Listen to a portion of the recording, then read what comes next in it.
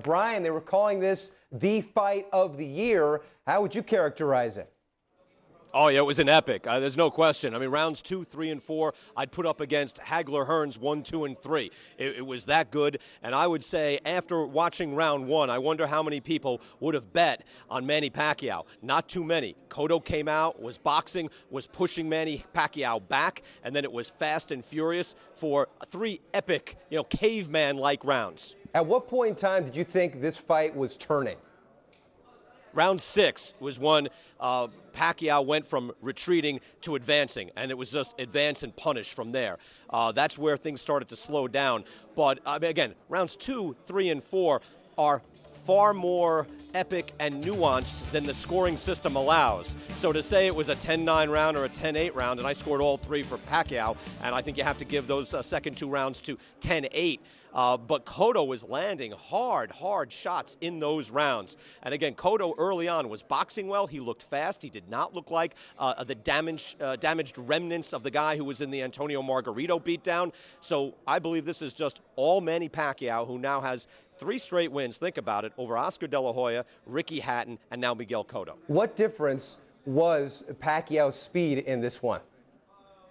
His speed is everything. And, again, early on, it looked like in a straight boxing match, it'd be all Miguel Cotto. Cotto is not slow. He's methodical. He picks his spots. But Pacquiao just hits you with shots you don't see, and from angles you're not used to.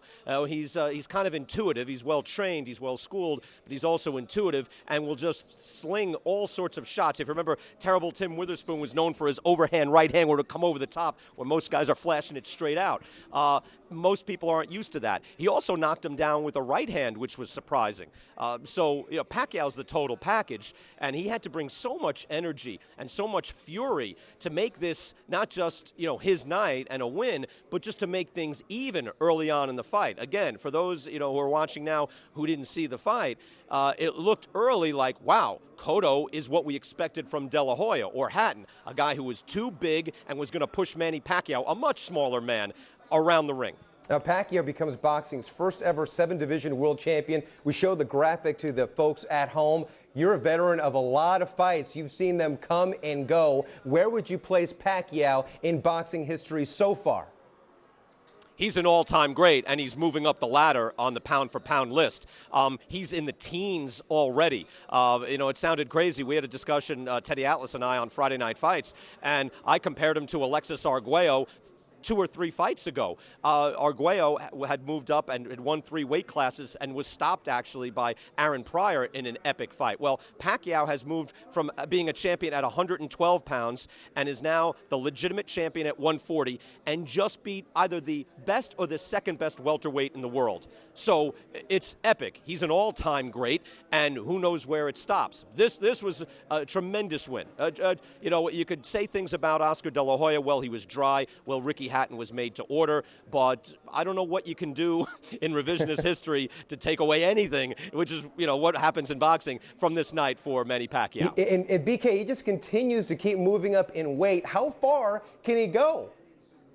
I think this is it. I think he's comfortable at 140. Freddie Roach said any of these welterweights that he fights, and that was Shane Mosley, maybe even Floyd Mayweather in the future, which is the next big conversation, he's going to try to bring them down to 145, which is what they did tonight, or hopefully 143, 142. This is where he tops out. But it's pretty remarkable that he could be the best welterweight in the world after being basically a flyweight champion, a bantamweight champion, and a guy that I thought was kind of small for Marco Antonio Barrera at featherweight, 126 pounds. This is all-time stuff. This has not been done before. The public seems to be clamoring for a Mayweather-Pacquiao showdown.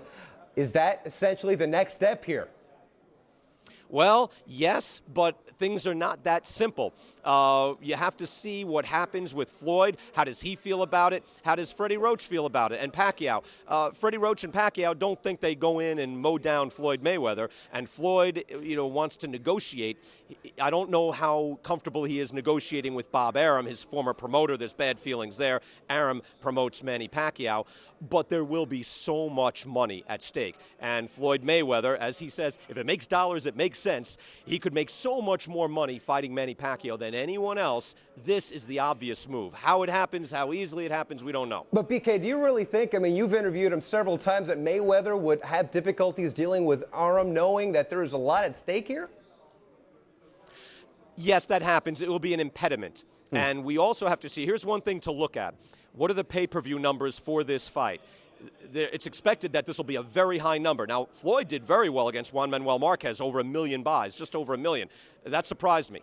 This fight, let's say it's 1.4, a significantly higher number.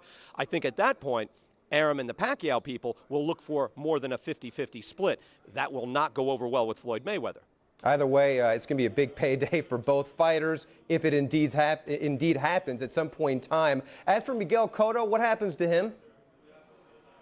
Well, he earns a lot of respect again. Unfortunately, this is a second bad beatdown that he's suffered. And in fact, he took a bad beating against Josh Clottey. So it's really 3 fights where he's been damaged. So he's got to rejuvenate himself. As far as the marketplace, I mean, do you want to see this guy fight again? Yes, you do. He brings it. He's very pleasing. He's all action. So he's going to have a lot of options. It's a matter of him, getting healthy and clearing his head, because now this is another bad beating that he took.